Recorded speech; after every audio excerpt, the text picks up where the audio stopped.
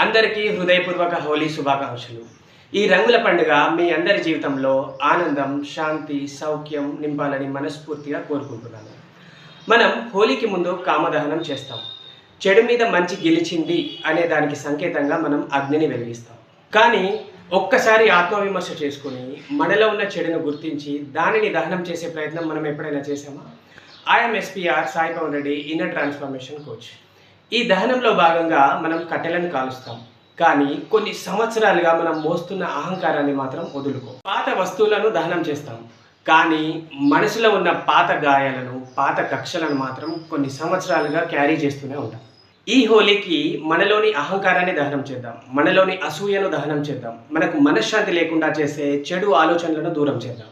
ఎందుకంటే హోలీ బయట రంగులతో కాదు, మన మనస్సు పవిత్రంగా, స్వచ్ఛంగా ఉన్నప్పుడే అది మనకు నిజమైన పండుగ అవుతుంది. ఈ హోలీకి మనం బయట సంబరాలు చేసుకునే ముందు మన మనసులోని భారాలన్నీ తేలిక చేసుకుందాం. మీ SPR. If you like this information, please do like, share and subscribe. Thank you so much for watching this video.